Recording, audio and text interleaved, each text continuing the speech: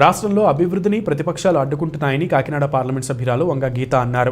కిర్లంపూడి మండలంలోని పలు అభివృద్ధి కార్యక్రమాల్లో ఆమె పాల్గొన్నారు. కిర్లంపూడి మండలం సోమవారం గ్రామంలో సచివాలయాన్ని ఎమ్మెల్యే జ్యోతుల చంటిబాబు ప్రారంభించారు. చిల్లంగి, తామరాడ గ్రామాల్లో R&B రోడ్డుకు ఎంపీ వంగ గీత శంకుస్థాపన చేశారు. రామచంద్రాపురం గ్రామంలో నిర్మించిన సచివాలయాన్ని, రైతు భరోసా కేంద్రాన్ని ఎంపీ, ఎమ్మెల్యే ప్రారంభించారు. ఈ సందర్భంగా రామచంద్రాపురం గ్రామంలో నిర్వహించిన మీడియా సమావేశంలో ఆమె మాట్లాడారు. 3 రాజధానుల అంశం న్యాయపరంగా ప్రభుత్వం ఆలోచన చేస్తోందన్నారు. సీఎం జగన్ 3 ప్రాంతాలను అభివృద్ధి చేస్తారన్నారు. ప్రతిపక్షాలు అభివృద్ధిని అడ్డుకుంటున్నాయని, గతంలో ప్రతిపక్షాలు ప్రభుత్వ లోటుపాట్లను ఎత్తిచూపి ప్రజల మన్ననలు పొందేవారని అన్నారు. ప్రస్తుత ప్రతిపక్షాలు ప్రజలకు మంచి చేసే పనులను అడ్డుకుంటున్నారని ఆరోపించారు. సంక్షేమ కార్యక్రమాలను అడ్డుకోవద్దని ఎంపీ వంగ గీత ప్రతిపక్షాలను కోరారు. ఏజీపీలు ఉంటారు, అందరూ కూడా న్యాయపరంగా చాలా అంశాలు చర్చించాలి.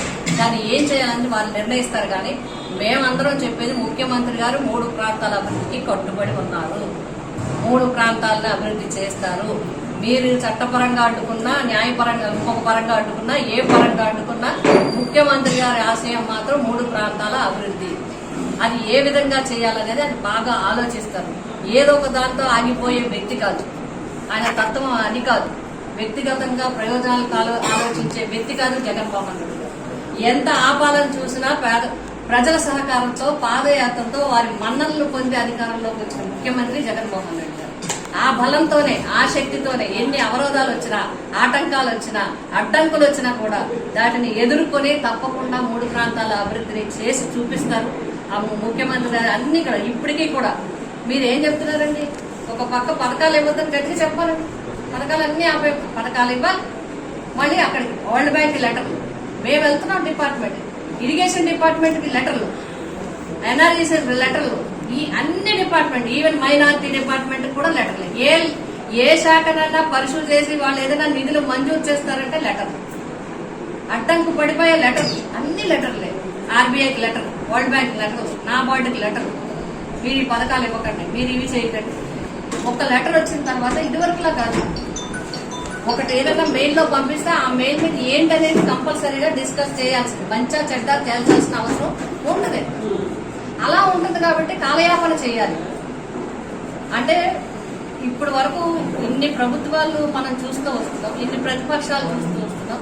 ఎప్పుడు కూడా ఏ ప్రతిపక్షమైనా ప్రజల మన్ననలను పొందడానికి, ప్రభుత్వంలో ఉండే లోటుపాట్లను ఎత్తి చెప్పడానికి ప్రయత్నించారు తప్ప ప్రజలకి సంబంధించిన అభివృద్ధి కార్యక్రమాలు, సంక్షేమ కార్యక్రమాలు మన స్వార్థం కోసం ఆపు చేయడం అనేది ఎక్కడా చూడలేదు. అది ఈ మధ్య జరుగుతుంది. దయచేసి ప్రతిపక్షాలందరినీ మేము కోరుతున్నాం, ఆంధ్రప్రదేశ్ అభివృద్ధిని మీరు అడ్డుకోకండి. ఆంధ్రప్రదేశ్ ప్రజలకు వచ్చే సంక్షేమ కార్యక్రమాలు మీరు అడ్డుకోకండి. ప్రజల్లో ఎవరైనా ప్రజల్లోకి వెళ్తారు. అంతిమ తీర్పు ప్రజలదే. రేపు మేము పనిచేసిన తర్వాత కూడా ముఖ్యమంత్రి గారితో సహా అందరూ మళ్ళీ ప్రజల్లోకి వెళ్ళాలి. ప్రజలు ప్రజాప్రతినిధుల యొక్క పనితీరుతెన్నులు చూసే వాళ్ళు ఓటేయగలుగుతారు. కాబట్టి మీరు తప్పు పట్టేది ఎవరిని అంటే ప్రజలు తప్పు పడతారు, ప్రజల అభివృద్ధి కార్యక్రమాలు అడ్డుపడతారు. దయచేసి అలా చేయొద్దని కోరుతున్నాం. అల్టిమేట్ గా మీరు ఎవరన్నా ఏమన్నా కానీ ఏ సంక్షేమ కార్యక్రమం ఆగదు, ఖచ్చితంగా చేసే తీరుతారు. అలాగే 3 ప్రాంతాల అభివృద్ధి కూడా ఆగదు, 3 ప్రాంతాల అభివృద్ధి కూడా జరుగుతుంది. కూడా ఏదైనా వ్యవహారం మీద మాట్లాడేటప్పుడు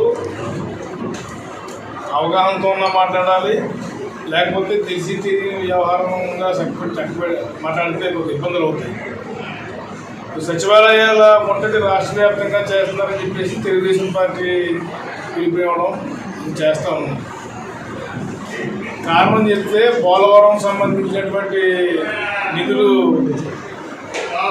ఎక్కించారు అనేటువంటిది ఒక అభియోగం.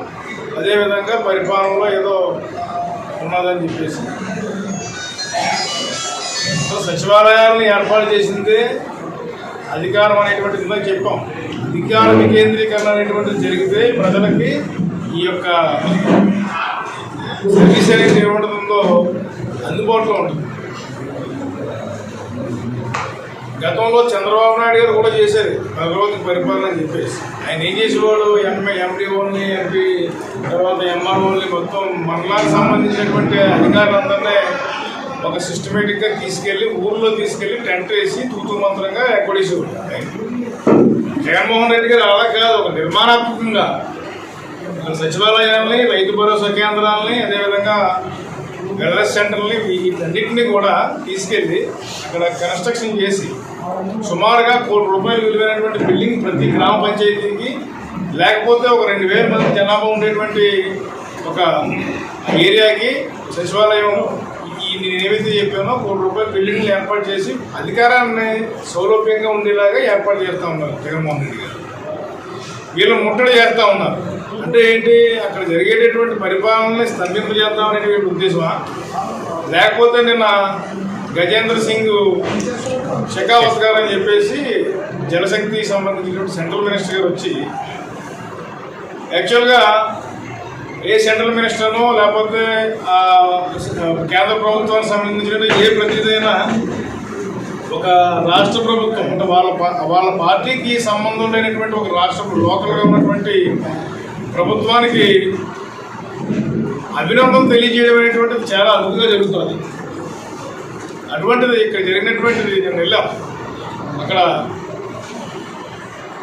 ఏవైతే పోలవరం నిర్వాసితులు ఉన్నారో ఆ నిర్వాసితులకి ప్రత్యేకించి ఒక R&R కాలనీ అని చెప్పేసి ఇందుకూరుపేట, ఇందుకూరు 1 అని చెప్పేసి పేరు పెట్టి అక్కడ ఇన్ఫ్రాస్ట్రక్చర్ చూసి ఆయనకి నచ్చి ఆయనే అభినందించాడు షెకావత్ గారు.